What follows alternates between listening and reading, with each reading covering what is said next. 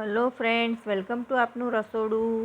આજે અમે તમારા માટે લઈને આવ્યા છીએ કોઈપણ વ્રત કે ઉપવાસમાં બનાવીને ખાઈ શકાય એવા નવા ફરાળી નાસ્તાની રીત।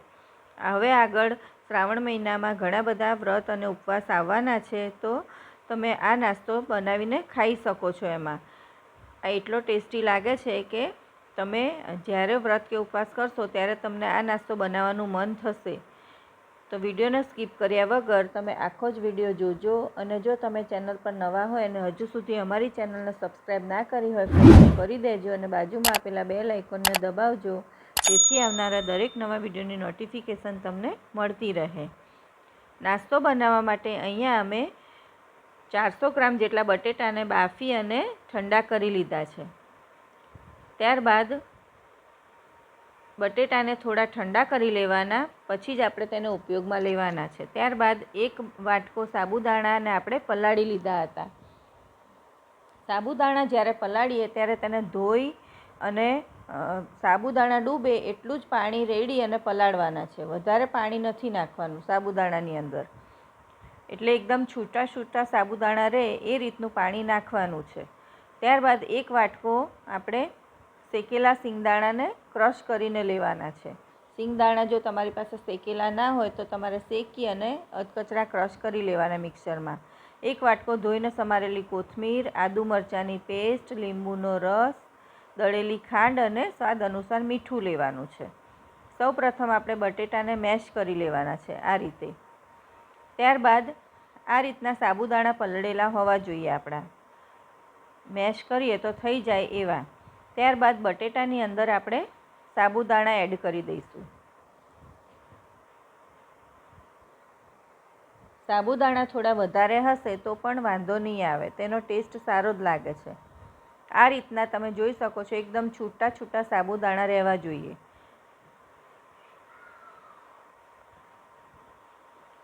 ત્યારબાદ તેની અંદર આપણે બધા મસાલા કરી દઈશું। થોડી દળેલી ખાંડ લઈશું। આ નાસ્તો ચટપટો હશે તો ટેસ્ટમાં વધારે સારો લાગશે અને ખાવાની મજા આવશે।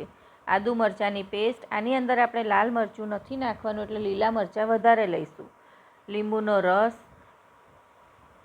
સ્વાદ અનુસાર મીઠું અને કોથમીર નાખીશું। કોથમીરનું પ્રમાણ વધારે રાખવાનું છે અને શેકેલા સિંગદાણાનો ભૂકો લઈશું।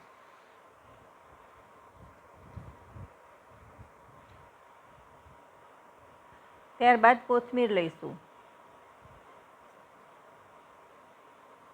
જે લોકો શ્રાવણ મહિનામાં ઉપવાસ કરતા હોય અથવા તો અગિયારસ કે ગમે તે ઉપવાસમાં તમે આ નાસ્તો ખાઈ શકો છો બનાવીને। બધું જ બરાબર મિક્સ કરી લેવાનું અને પછી જો એવું લાગે કે થોડા સિંગદાણા ઓછા છે તો બીજા તમે આ રીતે એડ કરી શકો છો।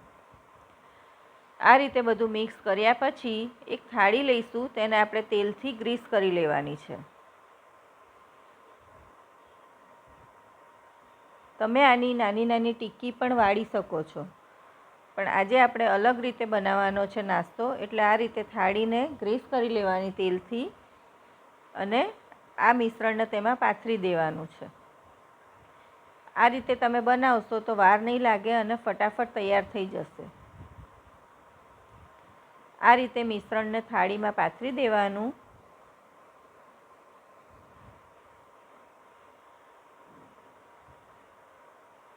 તમને જો વધારે જાડું ગમતું હોય તો નાની થાળી લેવાની અને પાતળું ગમતું હોય તો થાળી થોડી મોટી લેવાની, અને મીડિયમ સાઇઝનું લેયર ગમતું હોય તો આ રીતની થાળી લઈ અને તમારે તેમાં આ પાથરી દેવાનું છે। સરસ રીતે થોડો તેલવાળો ચમચો કરશો એટલે એકદમ સરસ રીતે પથરાઈ જશે।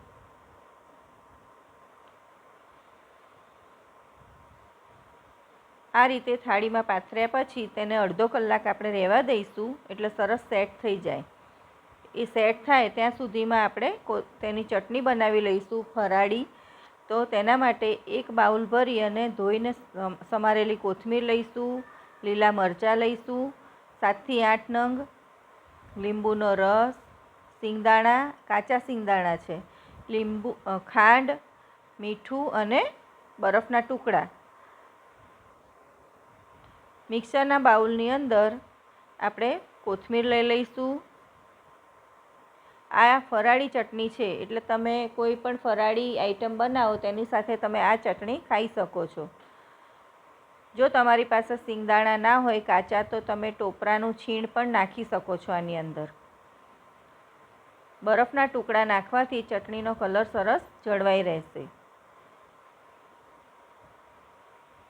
તો તૈયાર છે આપણી ફરાળી ચટણી. પણ તીખાશ તમે તમારા ટેસ્ટ પ્રમાણે વધારે કે ઓછી લઈ શકો છો.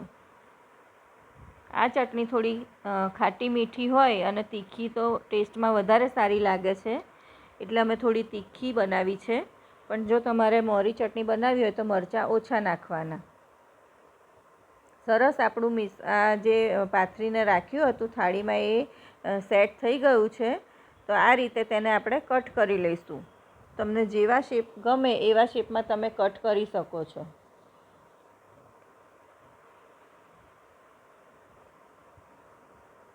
તમે ઘણી બધી વખત આ રીતે ફરાળી નાસ્તો બનાવતા હશે, પણ આ એક અલગ જ રીત છે. અને આવી રીતે તમે ફરાળી નાસ્તો ક્યારેય નહીં બનાવ્યો હોય તો એકવાર ચોક્કસથી ટ્રાય કરજો. આ રીતે કટ કર્યા પછી તેના પીસ આવી રીતે અલગ કરી લઈશું આપણે બધા જ.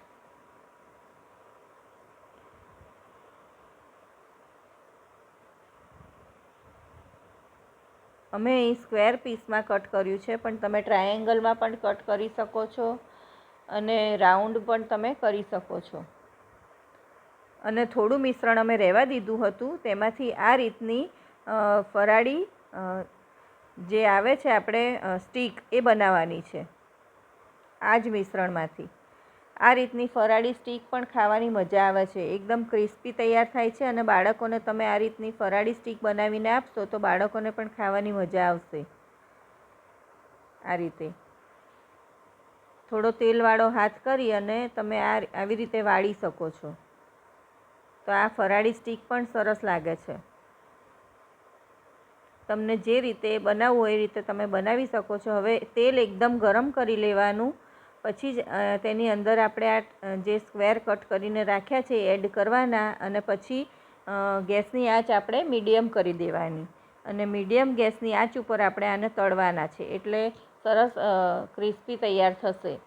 જો તમે ગેસની આંચ ફૂલ રાખશો તો ઉપરથી બળી જશે અને અંદરથી કાચા રહેશે. એટલે મીડિયમ ગેસની આંચ ઉપર આપણે આને તળીશું, એટલે અંદરથી સરસ ચડી જશે અને ઉપરથી ક્રિસ્પી તૈયાર થશે. આ રીતે ઉલટાવી પલટાવીને આપણે તેને તળી લેવાના છે.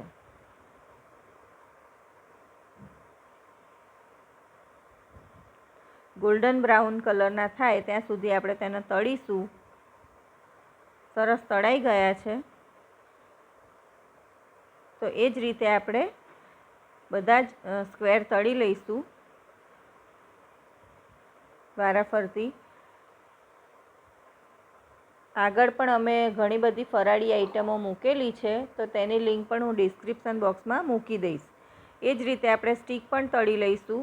આ રીતની સ્ટીક બનાવીને તમે બાળકોને લંચ બોક્સમાં પણ આપી શકો છો. જે રીતે આપણે પોટેટોની ફ્રેન્ચ ફ્રાઈસ બનાવીએ છીએ એ જ રીતે આ ફરાળી ફ્રેન્ચ ફ્રાઈસ ખાવાની બાળકોને મજા આવશે. તો એકવાર ચોક્કસથી બનાવજો. આ બધાને ભાવશે, નાના મોટા બધાને. તો એ જ રીતે મીડિયમ ટુ હાઈ ફ્લેમ ઉપર આપણે સ્ટીક પણ તળી લઈશું. અને સરસ ગોલ્ડન બ્રાઉનની થઈ જાય એટલે કાઢી લઈશું. તો તૈયાર છે આપણો આ સાબુદાણા બટેટાનો ફરાળી નવો નાસ્તો. તમે જો ક્યારેય ના બનાવ્યો હોય તો એકવાર ચોક્કસથી ટ્રાય કરજો. તેને આપણે ફરાળી ચટણી અને લીલા મરચાં સાથે સર્વ કર્યો છે, પણ તમે દહીં સાથે પણ ખાઈ શકો છો. તમને અમારો આ નાસ્તો કેવો લાગ્યો તે અમને કમેન્ટ કરીને જણાવજો ફ્રેન્ડ્સ. અને તમે ફરાળી આઈટમો કઈ કઈ બનાવો છો અને તમને અમારા વિડીયો કેવા લાગે છે તે પણ અમને જણાવજો. અમે તમને તોડીને પણ બતાવી દઈએ. અંદરથી એકદમ સરસ સોફ્ટ અને બહારથી ક્રિસ્પી એવો આ નાસ્તો તૈયાર થાય છે. ફ્રેન્ડ્સ, જો તમને અમારા વિડીયો પસંદ હોય, અમારી રેસીપી ગમતી હોય તો અમારા વિડીયોને લાઈક કરજો અને વધારે તમારા ફ્રેન્ડ્સ અને ફેમિલી મેમ્બર્સમાં શેર કરજો. તો ફરી મળીશું બીજી આવી નવી હેલ્ધી અને ટેસ્ટી રેસીપી સાથે. બાય.